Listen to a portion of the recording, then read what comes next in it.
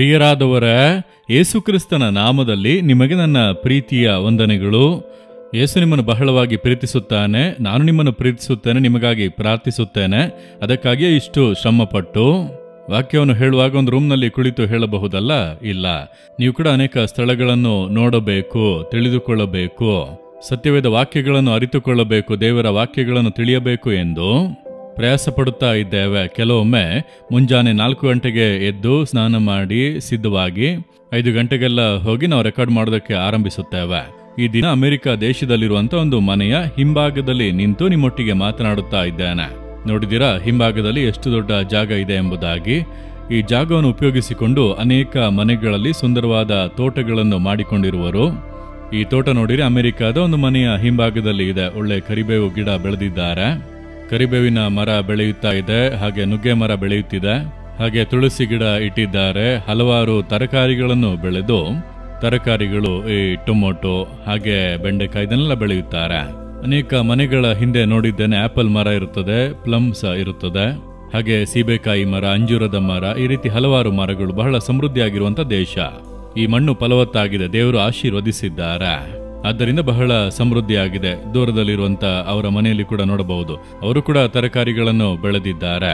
ಈ ರೀತಿ ಹಿಂಭಾಗದಲ್ಲಿ ಜಾಗ ಇರುತ್ತದೆ. ನೀವು ಕೂಡ ಮನೆ ಕಟ್ಟುವಾಗ ಜಾಗ ವೇಸ್ಟ್ ಮಾಡಬಾರದೆಂಬುದಾಗಿ ಕೊನೆಯವರೆಗೂ ಕಟ್ಟಡವನ್ನು ಕಟ್ಟಿ ಜಾಗವನ್ನೆಲ್ಲ ತುಂಬಿಸಬೇಡಿ. ಒಂದು 4-5 ಅಡಿಯನ್ನಾದರೂ ಹಿಂದೆ ಬಿಟ್ಟರೆ 4-5 ಮರ ಬೆಳೆಸಬಹುದು. ಪ್ರಯೋಜನಕ್ಕೆ ಬರುವಂತ ಮರಗಳನ್ನು ಬೆಳೆಸಬಹುದು. ನಲ್ಲಿಕಾಯಿ, ನುಗ್ಗೆಕಾಯಿ, ಹಾಗೆ ನಿಂಬೆ ಗಿಡ ಇದನ್ನೆಲ್ಲ ಬೆಳೆಸಿದಿರಿ ಅಂದುಕೊಳ್ಳಿ, ಹೊರಗೆ ಖರೀದಿಸಬೇಕಾದ ಅವಶ್ಯಕತೆಯೇ ಇಲ್ಲ. ನಮ್ಮ ಮನೆಯಲ್ಲಿ ಹಾಗೆಯೇ ನುಗ್ಗೆಕಾಯಿ, ಸೊಪ್ಪುಗಳು ಎಲ್ಲವೂ ಕೂಡ ನಮ್ಮ ತೋಟದಿಂದ ಬರುತ್ತವೆ, ನಾವು ತೋಟದಿಂದ ತರುತ್ತೇವೆ. ಹಾಗೆ ನಲ್ಲಿಕಾಯಿ, ಮಾವು, ಈ ರೀತಿಯಾಗಿ ಹೆಚ್ಚಿನ ತರಕಾರಿಗಳು ಇದೆಲ್ಲ ನಮ್ಮ ತೋಟದಿಂದಲೇ ಬೆಳೆದು ಬರುತ್ತವೆ. ನೀವು ಒಂದು ತೋಟವನ್ನು ಏರ್ಪಡಿಸಿ ಇರುವಂತ ಸ್ವಲ್ಪ ಜಾಗದಲ್ಲಿ ಒಂದು 4 ಮರಗಳನ್ನು ನೀವು ನೆಟ್ಟರೆ ಅದು ಬೆಳೆದು ಫಲ ಕೊಡುತ್ತದೆ, ಆಶೀರ್ವಾದವಾಗಿ ಇರುತ್ತದೆ. ಸ್ವಲ್ಪ ಸಮಯವನ್ನು ಅದಕ್ಕಾಗಿ ಕೊಡಿರಿ. ದೇವರು ಆದಾಮನಿಗೆ ಕೊಟ್ಟಂತ ಕೆಲಸವೇನು? ತೋಟವನ್ನು ಪರಾಮರಿಸಿ ಕಾಪಾಡುವುದು. ಒಂದು ತೋಟವನ್ನು ಮಾಡಿರಿ, ಅನವಶ್ಯಕವಾದ ತೋಟವನ್ನು ಮಾಡದೆ ಆದಾಯವನ್ನು ಉಂಟು ಮಾಡುವಂತ ತೋಟವನ್ನು ಮಾಡಿರಿ. ಹಣ್ಣಿನ ಮರಗಳು ಹಾಗೆ ತರಕಾರಿಗಳು ಅದನ್ನೆಲ್ಲ ಮಾಡಿದರೆ ತಕ್ಕ ಕಾಲದಲ್ಲಿ ಫಲ ಕೊಡುತ್ತದೆ. ನಾವು ಇದನ್ನೆಲ್ಲ ಮಾಡಬೇಕು. ಅದನ್ನು ನೋಡಿ ದೇವರು ಸಂತೋಷ ಪಡುವರು. ನಿಮ್ಮ ಮಕ್ಕಳಿಗೆ ಒಂದೊಂದು ಮರದ ಜವಾಬ್ದಾರಿಯನ್ನು ಕೊಡಿರಿ. ನಿನಗೆ ಈ ನಲ್ಲಿಕಾಯಿ ಮರ, ನಿನಗೆ ಈ ಮಾವಿನ ಮರ, ನಿನಗೆ ಈ ನಿಂಬೆ ಗಿಡ ನೀವೇ ಬೆಳೆಸಬೇಕೆಂಬುದಾಗಿ ಹೇಳಿರಿ. ಮಕ್ಕಳು ಪ್ರಾರ್ಥಿಸಿ ಬೆಳೆಸುವರು, ನಿಮಗೆ ಅದು ಆಶೀರ್ವಾದವಾಗಿರುತ್ತದೆ. ನೀವೇ ಅದನ್ನು ಮಾಡಬೇಕು. ಈ ರೀತಿಯಾಗಿ ದೇವರು ಕೊಡುವಂತ ಅವಕಾಶಗಳನ್ನು ಉಪಯೋಗಿಸಿಕೊಳ್ಳಬೇಕು. ಸರಿ, ದೇವರು ಯಾವ ವಾಕ್ಯವನ್ನು ಇಟ್ಟಿದ್ದಾರೆಂಬುದಾಗಿ ಕೇಳುತ್ತೀರಾ? ಯೆರೆಮೀಯ 17ನೇ ಅಧ್ಯಾಯ 7ನೇ ವಾಕ್ಯ.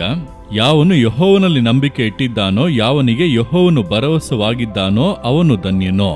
ಅಂದರೆ ಕರ್ತನ ಮೇಲೆ ನಂಬಿಕೆ ಇಟ್ಟಿರುವಂತ ಮನುಷ್ಯನು ಆಶೀರ್ವದಿಸಲ್ಪಟ್ಟವನು. ನೀವು ಆಶೀರ್ವಾದವಾಗಿರಬೇಕು ಅಂದರೆ ನಿಮ್ಮ ನಂಬಿಕೆ ಯಾರ ಮೇಲೆ? ನಿಮ್ಮ ಮೇಲೆಯ, ನಿಮ್ಮ ಬಲದ ಮೇಲೆಯ, ಸಾಮರ್ಥ್ಯದ ಮೇಲೆಯ, ನಿಮ್ಮ ಕೆಲಸದ ಮೇಲೆಯ, ಅಥವಾ ನಿಮ್ಮ ಬಿಸ್ನೆಸ್ ಮೇಲೆಯ, ಸೇವೆ ಮಾಡುತ್ತಾ ಇದ್ದಾರೆ ವಿಶ್ವಾಸಿಗಳ ಮೇಲೆಯ, ಬರುವಂತಹ ಕಾಣಿಕೆ ದಶಮಭಾಗಗಳ ಮೇಲೆಯ, ಯಾವುದರ ಮೇಲೆ ನಿಮ್ಮ ನಂಬಿಕೆಯನ್ನು ಇಟ್ಟಿದ್ದೀರಿ? ಕರ್ತನೇ ನನ್ನ ನಂಬಿಕೆ ಎಂಬುದಾಗಿ ಆತನನ್ನು ಆಶ್ರಯಿಸಿಕೊಂಡರೆ ನೀವು ಆಶೀರ್ವಿಸಲ್ಪಟ್ಟವರಾಗಿರುತ್ತೀರಿ. ಯಾವುದೇ ಕೊರತೆಯೂ ಇರುವುದಿಲ್ಲ. ಇಂದು ನಿಮ್ಮ ಜೀವಿತದಲ್ಲಿ ನೀವು ಕೆಲವೊಂದನ್ನು ಕಳೆದುಕೊಂಡು ಸೋಲುಗಳಲ್ಲಿ, ನಷ್ಟಗಳಲ್ಲಿರುವುದಕ್ಕೆ ಕಾರಣ ಏನೆಂಬುದಾಗಿ ಯೋಚಿಸಿರಿ. ಒಂದು, ನಿಮ್ಮ ಸಾಮರ್ಥ್ಯವನ್ನು ನಂಬಿದಿರಿ. ನನಗೆ ಅನುಭವ ಇದೆ, ಸಾಮರ್ಥ್ಯಗಳಿದೆ, ಅಥವಾ ವಿದ್ಯಾಭ್ಯಾಸ, ನನಗೆ ವಿದ್ಯಾಭ್ಯಾಸ ಇದೆ, ನನಗೆ ಎಕ್ಸ್ಪೀರಿಯನ್ಸ್ ಇದೆ ಎಂಬುದಾಗಿ ನಂಬಿದಿರಿ. ಅಥವಾ ನಮ್ಮ ಕಂಪನಿ ಬಹಳ ಪ್ರಬಲವಾದದ್ದು, ಅದರಲ್ಲಿ ನನಗೆ ಕೆಲಸ ಇದೆ, ಉನ್ನತ ಸ್ಥಾನ ಇದೆ ಎಂಬುದಾಗಿ ಅದನ್ನು ನಂಬಿದಿರಿ. ನಂತರ ನಿಮಗಿರುವಂತ ಜನರು, ಸಹಾಯ ಮಾಡುವಂತ ವ್ಯಕ್ತಿಗಳು, ಅವರ ಮೇಲೆ ನಂಬಿಕೆ ಇಟ್ಟಿರಿ. ಈ ರೀತಿ ಜನರ ಮೇಲೆ, ಪರಿಸ್ಥಿತಿಯ ಮೇಲೆ, ಸಾಮರ್ಥ್ಯದ ಮೇಲೆ ನಂಬಿಕೆ ಇಟ್ಟದ್ದರಿಂದ ನಷ್ಟಗಳು.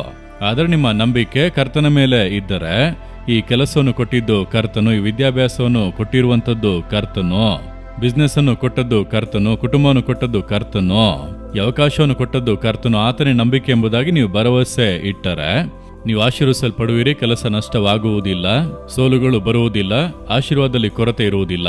ಆದ್ದರಿಂದ ಸರಿಪಡಿಸಿಕೊಳ್ಳಿ. ತಪ್ಪಾದ ಸ್ಥಳದಲ್ಲಿ ನಂಬಿಕೆ ಇಟ್ಟು ಬಾಧಿಸಲ್ಪಟ್ಟಿರಲ್ಲ.